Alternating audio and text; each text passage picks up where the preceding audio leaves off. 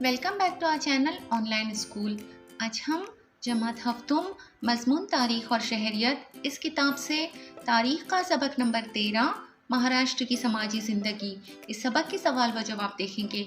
अगर आपको हमारा वीडियो पसंद आए तो इसे लाइक शेयर और सब्सक्राइब ज़रूर करना और बेल आइकॉन को ज़रूर दबाना ताकि अगले वीडियोस की नोटिफिकेशंस आपको मिलती रहे। तो चलिए शुरू करते हैं सबक नंबर 13 महाराष्ट्र की समाजी ज़िंदगी सवाल व जवाब। सवाल नंबर 1 है मंदजा झील खाका मुकम्मल कीजिए। यहाँ पर एक खाका दिया हुआ है और हमें इसके ताल्लुक से यहाँ पर सही नाम लिखने होंगे।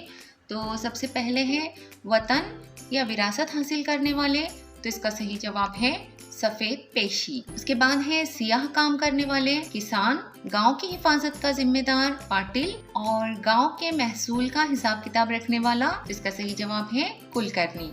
तो इस तरह हमें ये खाका मुकम्मल करना होगा। अब सवाल नंबर 2 है समाज में कौन सी गलत रस्म राइज है, इन्हें खत्म करने के लिए तदबीरें तजवीज़ कीजिए। तो मैंने इसका जवाब यहाँ पर इस तरह लिखा हुआ है, समाज में जहेज, जात पात की तफरीक, औरतों की असमत दरी, नस्ल परस्ती जैसे कई गलत रस्म रिवाज राइज हैं। इन रसूमात को ख़त्म करने के लिए कई कानून भी बनाए गए हैं, लेकिन समाज के कुछ लोग आज भी इन रस्मों के आदी हो चुके हैं। समाज में राइज गलत रस्मों को ख़त्म करना मुश्किल है मगर नामुमकिन नहीं है।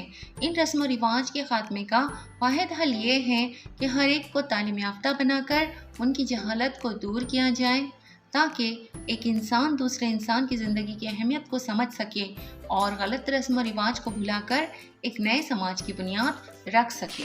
अब सवाल नंबर 3 है आपके आसपास जो त्यौहार और तकरीबात मनाए जाते हैं उनके बारे में तफसीली नोट लिखिए। तो ये एक आज़ादाना जवाब वाला सवाल है, यह आप लोगों को अपने आप ही लिखना होगा, लेकिन फिर भी मैंने मिसाल के तौर पर यहाँ पर 2 त्योहारों की मालूमात लिखी हुई है। आप इनके अलावा भी कुछ त्यौहार लिख सकते हैं जो आपके अतराफ में मनाए जाते होंगे। नंबर 1 दिवाली। दिवाली हिंदुओं का एक ख़ास त्यौहार है। इसे रोशनी का त्यौहार भी कहते हैं। सभी लोग इसे बड़ी धूमधाम से मनाते हैं। इस दिन नए कपड़े पहनते हैं, पटाखे और फुलझड़ियाँ जलाते हैं, हर घर में दिए जलाए जाते हैं, घर की साफ सफाई और रोशनी से सजावट की जाती है। नंबर 2 ईद उल फित्र। ये मुसलमानों का ख़ास त्यौहार है। रमज़ान के महीने के रोज़े मुकम्मल होने पर शव्वाल की 1 तारीख को ईद मनाई जाती है। इस दिन मर्द ईदगाह में ईद की नमाज के लिए जाते हैं। इसके बाद तमाम लोग एक दूसरे को ईद की मुबारकबाद देते हैं और एक दूसरे के गले मिलते हैं। शीर खुरमा और सेवइयों से सबका मुँह मीठा किया जाता है। बड़े अपने बच्चों को ईदी देते हैं। इस दिन सभी लोग नए कपड़े पहनते हैं। इस तरह ईद उल फित्र का त्यौहार बड़ी धूमधाम से मनाया जाता है। इस सवाल के जवाब में मैंने सिर्फ 2 त्योहारों की मालूमात दी है। आप 2 से ज़्यादा त्यौहार भी यहाँ पर लिख सकते हैं।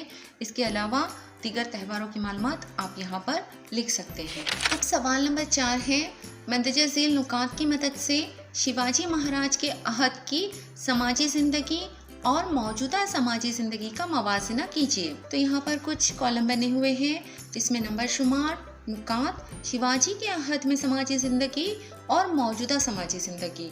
तो हमें जो नुकात है मामलात, घर, आमदरफ्त, तफरीह, रस्मुल ख़त, तो इनके ताल्लुक से दोनों अहद की समाजी ज़िंदगियों की मालूमात लिखनी होंगी। तो पहला पॉइंट है मामलात। तो इसमें शिवाजी के अहद में जो समाजी ज़िंदगी थी वो है तबादला अशिया का तरीका, मतलब उस दौर के मामलात किस तरह चलते थे। तो तबादला अशिया करते थे, एक अशिया से दूसरी अशिया का तबादला होता था। और मौजूदा समाजी ज़िंदगी में रायत सिक्कों में कारोबार किया जाता है। अभी जो सिक्के राइज हैं हमारे दौर में, जो नोट सिक्के, तो उसमें कारोबार किया जाता है। तो ये फ़र्क है दोनों में। दूसरा है घर। तो शिवाजी के अहद में समाजी ज़िंदगी जो है उस वक्त के घर गरीबों के मकान मिट्टी और ईंट के और अमीरों की हवेलियाँ 1 या 2 मंजिला थी। और मौजूदा ज़िंदगी का यहाँ पर लिखा हुआ है कि सीमेंट से तामीर करदा पुख्ता कंक्रीट की कसीर मंजिला मकानात होते हैं। नंबर 3 आमदोरफ्त। तो उस वक्त की जो आमदोरफ्त थी वो बैलगाड़ी, कश्ती, घोड़ी, गधा वगैरह से की जाती थी।